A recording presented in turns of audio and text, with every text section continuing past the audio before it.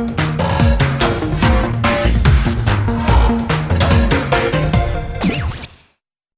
guys, alright, so well, first of all, I didn't bring my shotgun mic, so I'm just gonna hold my lavalier mic here. Okay, but anyway, we are right here in Kallang Riverside in Singapore. We are here for the ASUS ROG pizza party, which is actually held way over there.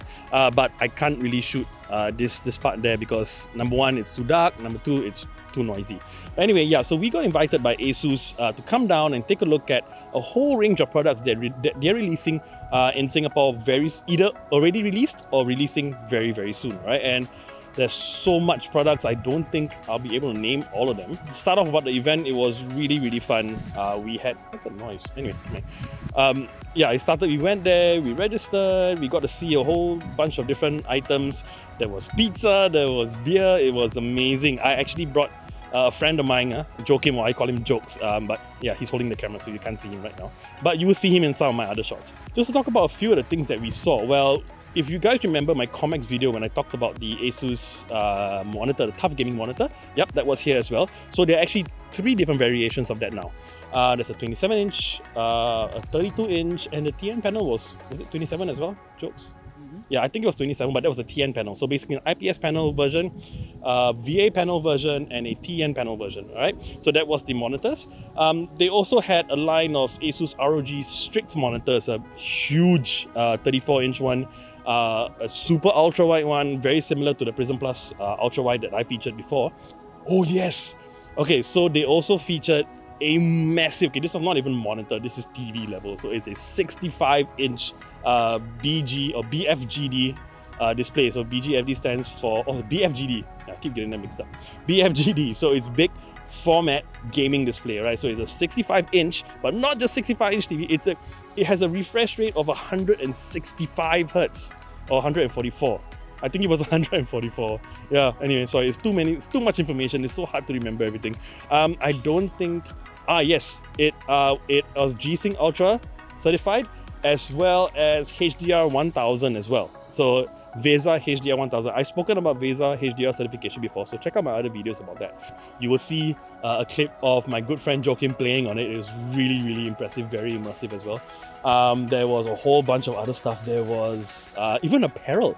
So there's t-shirts, windbreakers, or as I call them, bank breakers, because that was like, how much is it? $89? $89 for a windbreaker, but yeah, it's ASUS. Caps, 3 different t-shirts, 2 bags, one under the ROG brand, and the other one under the Tough Gaming brand. Okay. What else was there? There was so they had like a sort of a mini competition where they invited a few people to build different gaming PCs, and we had to vote. So I voted on one, which I thought was really impressive because and if you remember, if you've seen my video where I talked about the ASUS portable monitor, what we did was we looked at it, but what he did was he actually bought one of the monitors, he peeled out the LCD display and somehow got it to work, and he put it on the side panel of his tower, and he actually displayed images, although I think it was just black and white, but that was still very, very impressive. And yeah, I voted for that one, and I really hope that he won. So they had a gaming headset which was supposed to be compatible with the Nintendo Switch, your mobile phones and your PCs as well. There was a couple of new mice. I think the ROG Strix Carry. I don't know whether it was just 1 mice or 2. I think it's just 1. Yeah, 2 mice. Okay, yeah, so there was 2 mice. Pretty cool. There was something modular about it. You could change like some magnetic cover. What else was there? Yes, you could change the switch on the mouse as well. So it was supposedly rated for over 50 million switches, something like that, right? Yeah, very, very cool. Yes. See, this is why I invited Joakim over, because he remembers everything. But anyway, so they had the ASUS F1 portable projector, which actually I found very impressive. So the most impressive thing was the lumens. So most portable projectors usually range between 300-400, maybe 500 lumens. This one was 1,200 lumens, which was extremely, extremely impressive. Price, did they mention the price? No, they didn't mention the price. But 1,399, I think. Yeah, well, you see, I'll add the clip in. I think the price is there, but it's not cheap, right? And speaking of not cheap, so that big monitor, the big TV, the BFGD, it's $6,599 for a 65-inch TV. And by the way, it's not, I'm almost certain it's not an OLED panel. What else? Oh, and of course the big one in my opinion was the ROG Phone 2. Alright, so they had about 4 phones on display, and the specs really impressive. Okay, I think it's the first mobile phone with the Qualcomm Snapdragon 855 Plus, so it's sort of like an overclocked version of the 855. It's got 120Hz refresh rate, screen, 1 millisecond response time. I don't know if that's a first. I don't know whether Razer spoke about the response time. I know Razer also has 120Hz, but I don't know about the response time. Razer has an option to reduce the refresh rate or like make it like variable. ASUS did not mention whether they can do that, so I hope that they can, otherwise that's going to drain a lot of battery.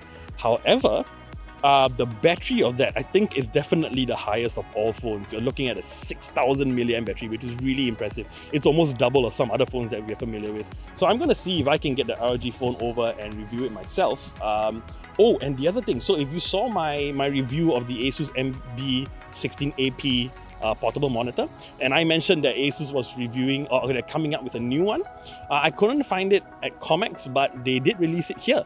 So the really cool thing about it is, okay, if you remember the original portable monitor, it gave you a pen, but it wasn't touchscreen. Well, this one is, alright, it's got touchscreen. And not just that, alright? So if you remember when I mentioned about how it didn't work with my Surface Pro because the USB 3.0 port on that didn't have enough power to deliver the video signal over. Well, this one has a mini HDMI input as well. So very well done, ASUS. I'm really impressed with the amount of attention to detail when you come up with a new product. It's not just for the sake of coming up with a new model, you're actually including new stuff and listening to some of the drawbacks of some of your previous products and improving on them. So really well done. Well, very big thank you to ASUS for inviting us over. Really enjoyed ourselves. I had quite a few beers, but I'm not going to say how much. Okay, but anyway, so yeah, that about wraps up this video. I'm going to see if I can do some proper reviews of some of these products, alright? But in the meantime, I'm JP, and I'll see you real soon.